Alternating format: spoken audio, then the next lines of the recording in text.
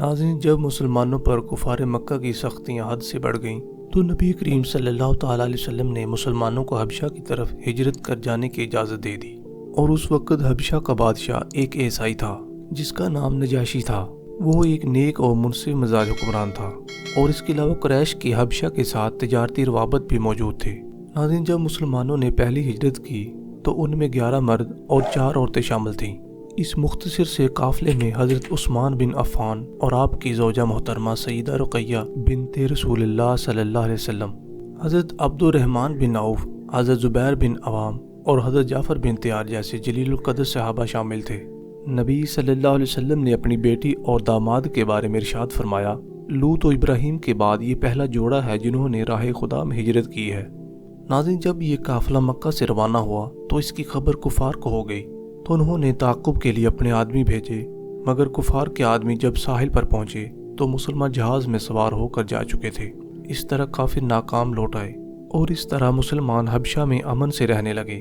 یہ بات کفار مکہ کو اچھی نہ لگی۔ انہوں نے نجاشی کے دربار میں اپنے 2 آدمی عمرو بن عاص اور عبداللہ بن ربیعہ کو قیمتی تحائف دے کر بھیجا تاکہ مسلمانوں کو کسی بہانے سے واپس لایا جا سکے۔ جب قریش کے سفیروں نے نجاشی کو بتایا کہ ان کے چند سادہ لوگوں نے اپنا آبائی مذہب چھوڑ کر اپنا مذہب تبدیل کر لیا ہے اور وہ عرب سے بھاگ کر آپ کے ملک میں آ گئے ہیں، آپ انہیں واپس مکہ بھیج دیں۔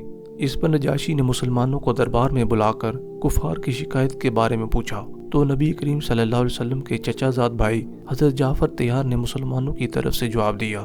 حضرت جعفر بن ابی طالب نے نجاشی کے دربار میں جو تقریر کی تھی اس کا خلاصہ یہ ہے: اے بادشاہ، ہم لوگ جاہل تھے، بتوں کی پوجا کرتے تھے، مردار کھاتے تھے، ہمسایوں سے اچھا سلوک نہیں کرتے تھے، ہم میں سے جو طاقتور کمزور کو لوٹ لیا کرتا تھا۔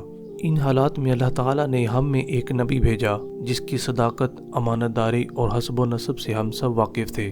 اس نے ہمیں توحید کی دعوت دی اور بتایا کہ اللہ کے سوا کسی کو شریک نہ ٹھہرائیں۔ اس نے ہمیں بتوں کی پوجا سے روکا اور فرمایا کہ ہم سچ بولا کریں، وعدہ پورا کیا کریں، گناہوں سے دور رہیں، برائیوں سے بچیں، نماز پڑھیں، صدقہ دیا کریں اور روزے رکھا کریں۔ ہم اس پر ایمان لائے، اس پر ہماری قوم ہم سے بگڑ گئی اور ہم پر ظلم ڈھانے لگی۔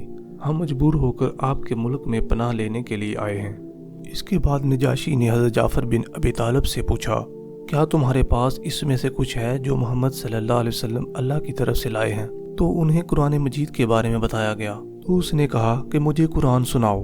حضرت جعفر طیار نے سورہ مریم کی چند آیات سنائیں: قاف ہا یا عین صاد ذکر رحمت ربک عبدہ زکریا اذ نادى ربه نداء خفیا قال رب انی وہن العظم منی واشتعل الرأس شیبا ولم اکن بدعائک ربی شقیا۔ اپنے بندے زکریا پر تیرے رب کی رحمت کا ذکر ہے۔ اس نے کہا، اے میرے پروردگار، میری ہڈیاں بوڑھی ہو گئیں اور میرا سر بڑھاپے سے چمک اٹھا، یعنی سفید ہو گیا، اور اے میرے رب، میں تجھ سے مانگنے میں کبھی محروم نہیں ہوا۔ قرآن حکیم کی فصاحت و بلاغت اپنا کام کر گئی۔ ان آیات کو سن کر نجاشی اور اس کا تمام دربار زار و قطار رونے لگا، اور اس نے مکہ کے وفد سے واضح طور پر کہہ دیا کہ جاؤ اپنے گھر کی راہ لو، میں ان مسلمانوں کو تمہارے حوالے نہیں کروں گا۔ اور کہنے لگا، محمد صلی اللہ علیہ وسلم تو وہی رسول ہیں جن کی خبر یسوع مسیح نے دی تھی۔ اللہ کا شکر ہے کہ مجھے اس رسول کا زمانہ ملا۔ پھر بادشاہ نے مکہ کے کافروں کو دربار سے چلے جانے کو کہا اور مسلمانوں سے کہا کہ وہ تسلی سے اس کے ملک میں رہیں۔ ناظرین، نجاشی کے دربار سے نکل کر کفار کے سفیروں نے ایک اور چال چلی۔ حبشہ کے عیسائی پادریوں میں سے چند ایک سے رابطہ کر کے مسلمانوں سے حضرت عیسیٰ علیہ السلام کے بارے میں پوچھنے کا مطالبہ کیا۔ ان کا خیال تھا کہ عیسائی حضرت عیسیٰ علیہ السلام کو خدا کا بیٹا مانتے ہیں، جبکہ مسلمان انہیں محض اللہ کا رسول مانتے ہیں۔ اس مطالبہ پر اگلے روز نجاشی نے مسلمانوں کو دوبارہ بلایا اور حضرت عیسیٰ علیہ السلام کے بارے میں ان سے پوچھا، تو حضرت جعفر رضی اللہ تعالیٰ عنہ نے جواب دیا کہ قرآن کی روح سے وہ اللہ تعالیٰ کے بندے اور اس کی روح ہیں۔ نجاشی نے ایک تنکا اٹھا کر کہا، تم نے جو کچھ بیان کیا، عیسیٰ علیہ السلام اس تنکے کے برابر بھی اس سے بڑھ کر نہیں ہیں۔ نجاشی کی زبان سے یہ الفاظ سن کر اس کے پادری برہم ہو گئے، لیکن اس نے کوئی پرواہ نہ کی اور اعلان کر دیا کہ میں گواہی دیتا ہوں کہ اللہ تعالیٰ کے سوا کوئی معبود نہیں، اور محمد صلی اللہ علیہ وسلم اس کے بندے اور رسول ہیں، اور عیسیٰ ابن مریم بھی اس کے بندے اور رسول ہیں۔ اور کفار مکہ کے تحفے تحائف واپس کر دیے اور انہیں ذلیل و خوار ہو کر نکلنا پڑا۔ ناظرین، اس کے بعد حبشہ میں کسی نے یہ افواہ پھیلا دی کہ تمام اہل مکہ مسلمان ہو گئے ہیں، لہٰذا آپ مکہ واپس آ جائیں۔ چنانچہ مسلمان حبشہ سے مکہ لوٹ آئے۔ مکہ کے قریب پہنچ کر معلوم ہوا کہ خبر غلط تھی۔ کچھ لوگ تو پھر حبشہ لوٹ گئے جبکہ کچھ لوگ مکہ چلے گئے۔ سفارت حبشہ کی ناکامی کی وجہ سے کفار نے مسلمانوں پر زیادہ ظلم ڈھانے شروع کر دیے، لہذا دوسری مرتبہ 102 مسلمان حبشہ کی طرف ہجرت کر گئے۔ ان میں 82 مرد اور 20 خواتین شامل تھیں۔ ناظرین، حضرت حمزہ رضی اللہ تعالیٰ عنہ نبی کریم صلی اللہ علیہ وسلم کے حقیقی چچا تھے اور آپ سے تقریباً 3 سال بڑے تھے، اور ساتھ ہی آپ صلی اللہ علیہ وسلم کے رضائی بھائی بھی تھے، کیونکہ نبی کریم صلی اللہ علیہ وسلم اور حضرت حمزہ نے اپنے بچپن میں ایک ہی لونڈی سویبہ سے دودھ پیا تھا۔ نبوت کے 6 سال ایک روز نبی کریم صلی اللہ علیہ وسلم کوہ صفا پر بیٹھے ہوئے تھے کہ ابو جہل بھی وہاں پہنچ گیا۔ اس نے پہلے تو آپ صلی اللہ علیہ وسلم کو برا بھلا کہا، جس پر آپ نے بالکل خاموشی اختیار کی۔ پھر اس نے آپ کو ایک پتھر دے مارا، آپ زخمی ہو گئے اور سر سے خون بہنے لگا۔ شام کو جب حضرت حمزہ گھر آئے تو ایک کنیز نے انہیں سارا واقعہ سنایا۔ آپ رضی اللہ تعالیٰ عنہ بڑے طیش میں آئے اور سیدھے ابو جہل کے پاس پہنچے اور اسے چیلنج کرتے ہوئے کہا، تیرا جو جی چاہے کر، میں مسلمان ہو گیا ہوں۔ پھر آپ رضی اللہ تعالیٰ عنہ نبی کریم صلی اللہ علیہ وسلم کی خدمت میں حاضر ہوئے اور اسلام قبول کر لیا۔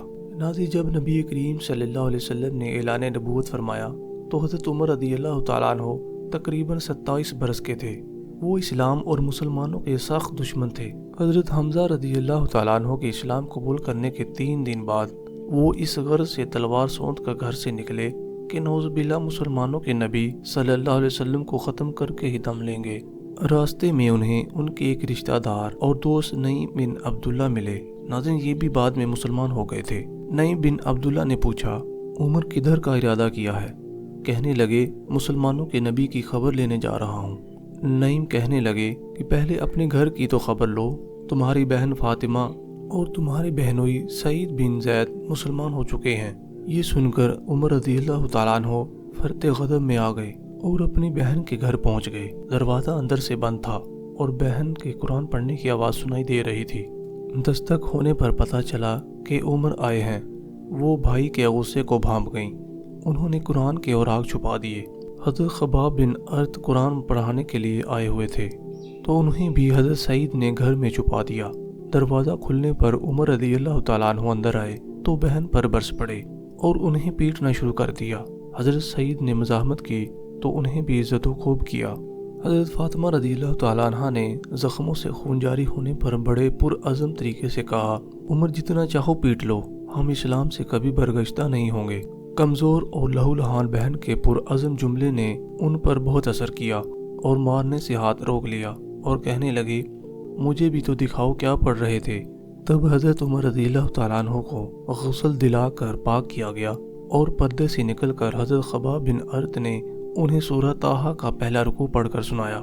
قرآنی آیات کا ان پر اتنا گہرا اثر ہوا کہ ان کی آنکھوں سے آنسو آ گئے اور وہ کہنے لگے، مجھے بھی محمد صلی اللہ علیہ وسلم کے پاس لے چلو۔ حضور نبی کریم صلی اللہ علیہ وسلم اس وقت حضرت ارقم کے گھر میں مسلمانوں کو اسلام کی تعلیمات دے رہے تھے۔ حضرت عمر رضی اللہ تعالیٰ عنہ کو وہیں لے جایا گیا۔ ہاتھ میں تلوار دیکھ کر مسلمانوں کے دل میں خوف پیدا ہوا، مگر آپ کے چچا حضرت حمزہ نے تسلی دی کہ اگر عمر اچھی نیت سے آئے ہیں تو خیر، وگرنہ انہی کی تلوار سے ان کا کام تمام کر دیا جائے گا۔ قریب آنے پر نبی کریم صلی اللہ علیہ وسلم نے دریافت فرمایا، عمر کس ارادے سے آئے ہو؟ حضرت عمر نے عرض کیا، ایمان لانے کے لیے حاضر ہوا ہوں۔ حضور نبی کریم صلی اللہ علیہ وسلم نے خوشی سے نعرہ تکبیر بلند فرمایا تو تمام مسلمانوں نے بھی خوشی سے اس قدر بلند آواز سے اللہ اکبر کہا کہ ارد گرد کی پہاڑیاں گونج اٹھیں۔ حضرت عمر کا اسلام قبول کرنا ایک غیر معمولی واقعہ تھا۔ اس سے اسلام کو بڑی تقویت ملی۔ اس وقت تک تقریباً 40 افراد مسلمان ہو چکے تھے، مگر وہ کفار سے دب کر رہتے تھے اور خانہ کعبہ میں کھلم کھلا عبادت نہیں کر سکتے تھے۔ حضرت عبداللہ بن مسعود کہتے ہیں، عمر رضی اللہ تعالیٰ عنہ مسلمان ہوئے تو ہم نے خانہ کعبہ میں جا کر عبادت کی اور عمر اکیلے ہی کفار سے جھگڑتے رہے۔ اسی وجہ سے حضور نبی کریم صلی اللہ علیہ وسلم نے آپ رضی اللہ تعالیٰ عنہ کو فاروق کا لقب عطا فرمایا۔